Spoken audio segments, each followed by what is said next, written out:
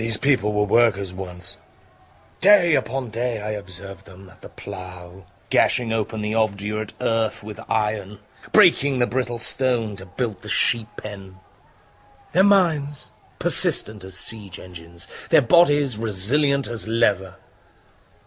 And now some pornographic poet's dream of love and wine and indolence and lunatic narcotic bliss in paradise has shattered them. Well, we have a simple way with people like these. We know what to do with them, do we not, gentlemen? Arrest them. Do it. Arrest them all. Sir, it is impossible. What? There are too many of them, sir. We cannot put half of the population in jail. And some of them, sir, are important people whose position would make such action embarrassing. Who? I want their names. Your mother, Agave, is one. Your aunt, Autonoe, another.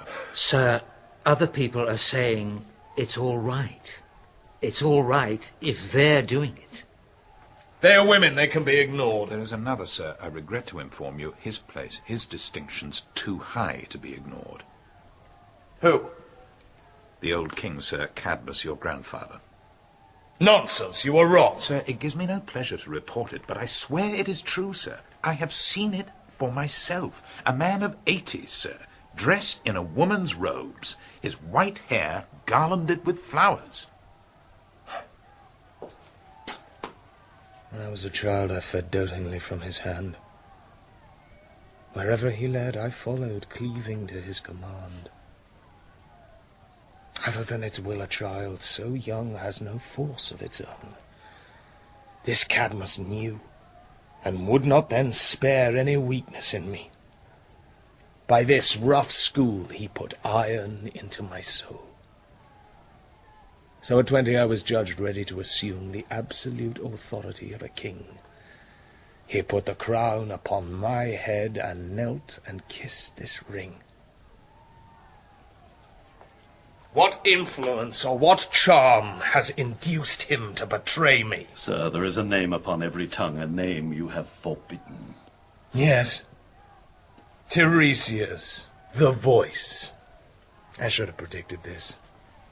That blind, half-witted, clapped-out, evil-smelling old charlatan is back in Thebes. It was our intention to arrest him, sir, but the crowds proved too strong for us. Cadmus, the father of his country, Cadmus was with him acting as his guide. He led Tiresias by the hand into the city square, where Tiresias stood and prophesied. I asked, by what authority, sir, do you allow this vagabond to preach openly in the public square? Cadmus replied, he serves a master greater than the king. Oh, I answered, does he have a name? His name is God, Cadmus said. Do none of you understand what government is? Government is a conspiracy of the decent against the lawless, against anarchy, against the primeval voice which shrieks from the woods. Oh, they'll call it liberation, but freedom soon becomes a slogan for brutal acts of retaliation. The name of God, spoken as a watchword for the settlement of old scores. You are right, we cannot arrest them all. We arrest the ringleader. The others do not matter. We capture this so-called self-styled god and we cut off his head. Cut the tail off the dog goes on living. But cut the head off the dog dies, and all his parasites die with him. All summer long we have prayed. Oh, Zeus, when shall the groaning earth receive its God? Give us, if not yourself, at least your holy seed. How else may be healed the savagery of this world? Did not heaven desire in love a mortal form? Was in this not shown the covenant between them? Dionysus the beautiful has come by love to redeem from the tomb. Zeus conceived him in heaven, in the star realm. But he was born of earth to Semele, the virgin. He blazed from the womb, horned like a ram, wearing upon his head a crown of living serpents. Provoked to jealousy by his miraculous beauty, the Titans laid violent hands upon his infant divinity, tearing his lovely flesh and scattering it like grain. But there, where his body had been broken, the silent earth received him as a friend. And Dionysus did not die, But rose again from darkness, like a tree. At the shock of this pain, his heart learned wisdom. Thus he became a boy man. Sweet to look upon, Full of wounds. Full of suffering. Zeus put him to the gentle nursing of the nymphs of Nysa, the sacred mountain. He grew there to manhood in guiltless freedom, secret, Dissonant And strong. as a reward to them for so loving him and serving him and feeding him. the sweet wild honey of Hymettus. Dionysus created for them The sacrament of wine, which was not known among men until Dionysus brought it to them out of the east. Wine, which lends lightness to the mind in its heaviness. And to the body overborne by tiredness. Rest. And peace. Oh, now that the sweet of the summer comes on, women run to him. They abandon loom, abandon home. See how he draws them to him, like pollen out of the flower. Oh, he is as wild as the mountain stream falling in glory over smooth stones to the sea. The horned bull chewing the dark berry, the red berry in its green solitude. The hawk upon the stillness of the air, resolute, hungering for blood.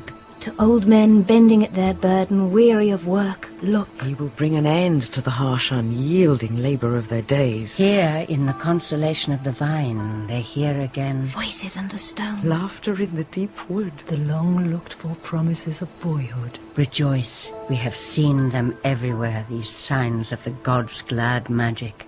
The calmness, The holiness. The devouring madness. the supple, Dangerous Power. Cadmus, come on out! Bring your tambourine and flute. Let's join the dancing in the street. You lead, old friend, I'll follow. Will you be my eyes today, Cadmus? Where do you want to go? To the slopes of Kithyron, where the god was born. I cannot take you there. It has been forbidden. By whom? By my grandson, the king. Listen to that beautiful girl. How can you know that she is beautiful? In my life on this earth, by God's will, I have been both male and female. Feel, the goddess Hero took my sight for boasting it. Zeus could not restore it, but the knowledge I gained has made me his prophet. Godlike we came and joyous out of the womb, not grief-bound and jealous, but open and full of song.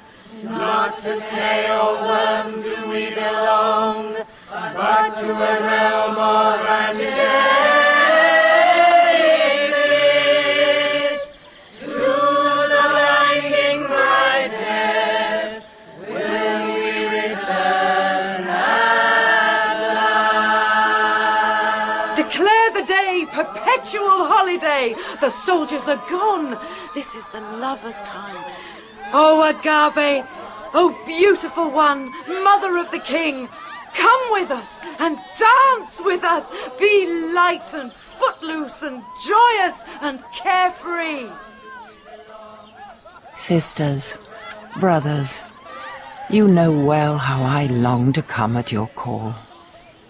I too have tasted the freedom of the vine, the dark grape, the red grape, the blood, the holy thyrsus, the kingdom of easefulness and wine. My soul is faint with love for the new god Dionysus, and the richness and goodness he brings us. But I cannot come yet. My child Pentheus the king is stricken with hatred.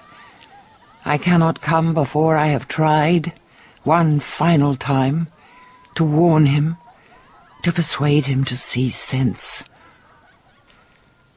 Oh, sisters, hear me. My body and womb are torn by their own secret cry. They ache with a melancholy which is part of becoming old, white-haired, spent, dry.